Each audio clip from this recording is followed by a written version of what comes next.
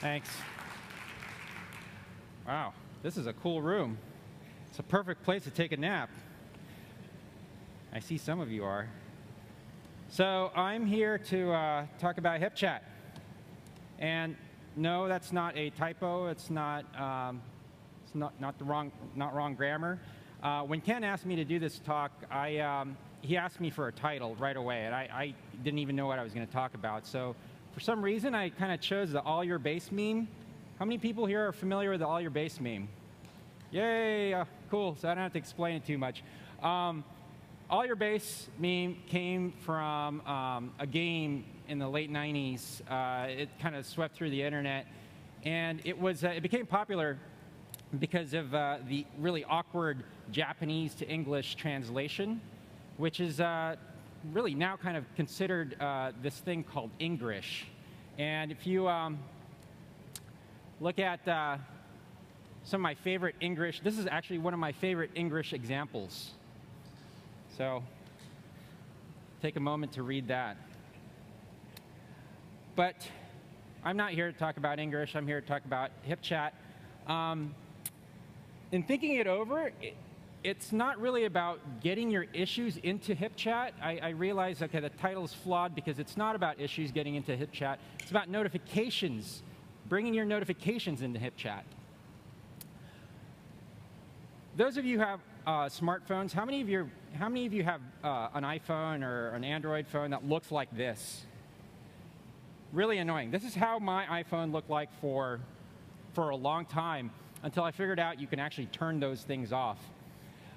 And here's how my desktop used to look before. Well, you have HipChat in there, but before we had HipChat, we had Jabber, we had IRC, we had, I use iMessage with my wife, and I have Skype to talk with people in Sydney. And then we also had, we use Gmail, obviously, and now we're actually using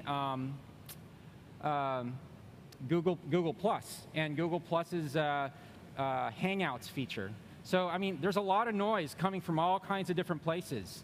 And really, what it all comes down to is I hate notifications. I hate being notified about silly things, about things that don't matter most of the time.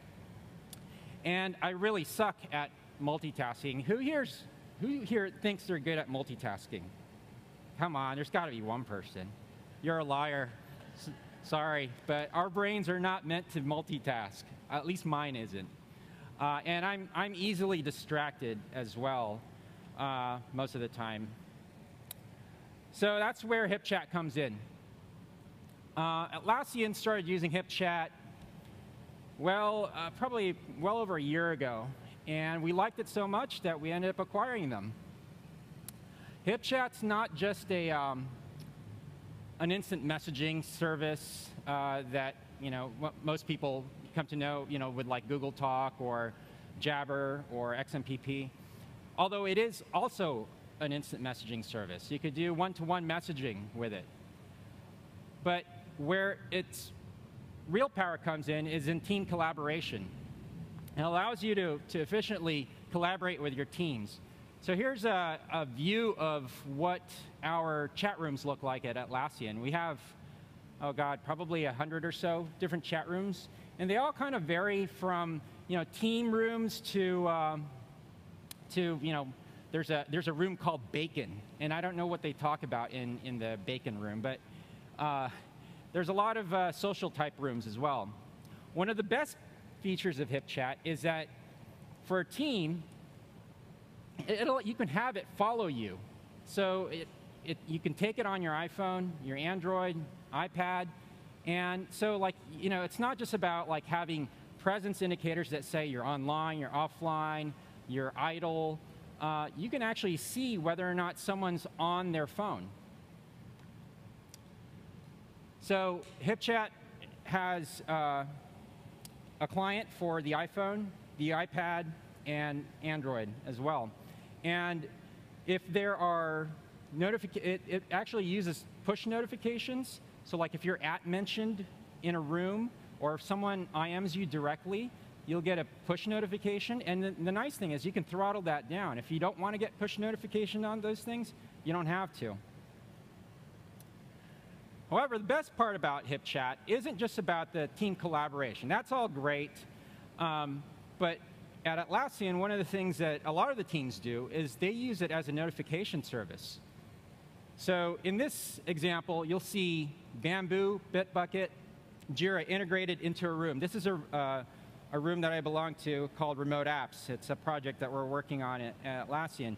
And so you can get notified when a new feature is available, if someone files a bug on that feature, or when that feature breaks a build.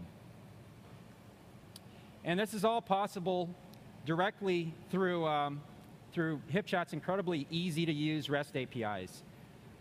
You just need one REST API call to create a message, and you can send it from any system. So using this REST API, before we acquired them, right before I acquired them, I ended up writing a Jira plugin that basically allows you to notify HipChat when certain transitions inside of a Jira project happen. So it goes like this. How many people are familiar with Jira's workflow? So most of you, so probably all of you. So transitions is like the main thing in Jira workflow. Instead of hooking it up to every event that happens to an issue, I decided to make it a lot more configurable. So you can go into workflow and say, I want to just be able to subscribe to this particular event and notify this room or this set of rooms. So in the example here, what you see is a Jira development team room. Whenever a new feature that a Jira developer puts out there is rejected by a tester, it gets thrown into a HipChat room.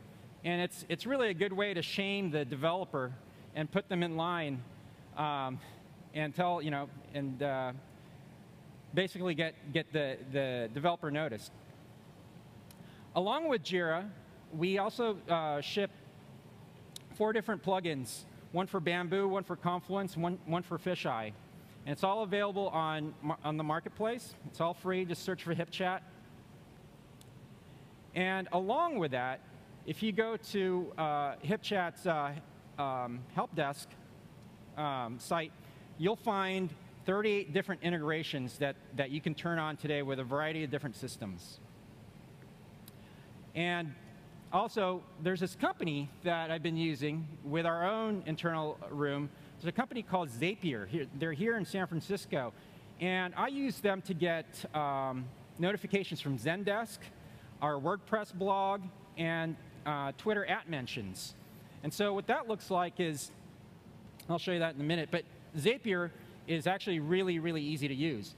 Zapier is a service that basically takes the output from a service and allows you to shove it into something else. So in this case, I was taking output directly from Zendesk and shoving it into HipChat. And here's what it looks like inside of HipChat. You can see the Zendesk notifications in there in the pink, and Twitter @mentions in yellow. And the way that helps us is it allows us as a team in developer relations to be able to respond to @mentions quickly on Twitter, or if someone puts a help desk ticket in Zendesk, we can respond to those very timely. And so that's about all I had. HipChat's an incredibly useful tool for collaboration, but it's also incredibly useful for notifications, and it allows you to basically pull in all those notifications that you get from all over the place and move them into one place. So that's it. Thanks.